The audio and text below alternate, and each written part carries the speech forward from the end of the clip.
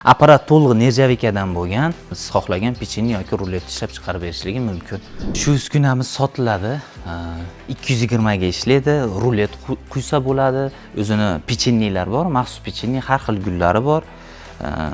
Xamirlar solib 220 ga ishlaydi. Bu yerda mana LCD displeylar bor. Bu yerdan bo'lsa uskunamizni boshqarsa bo'ladi. Va bu yerda mana xamirlarimiz ruletmi yoki pechenyemi lenta aylanadi, chiqaveradi. Bunga maxsus mana bu yerda katta kompressorimiz bor. Shu kompressor komplektda bor.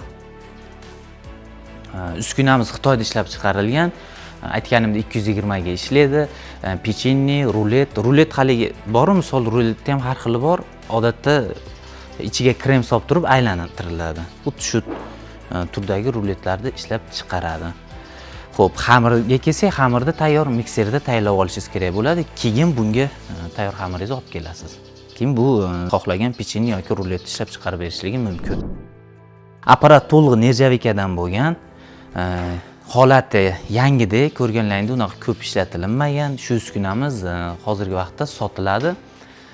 Xo'p, uskunani sotib olmoqchi bo'lgan insonlar ekranda ko'rsatilgan telefon raqam yoki Telegram username'larga murojaat qilib, bu uskunani yoki shunga o'xshash boshqa turdagi stanovlarni sotib olishlaring mumkin.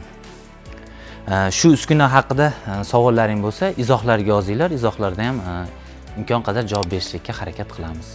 E'tiborlaringiz uchun rahmat.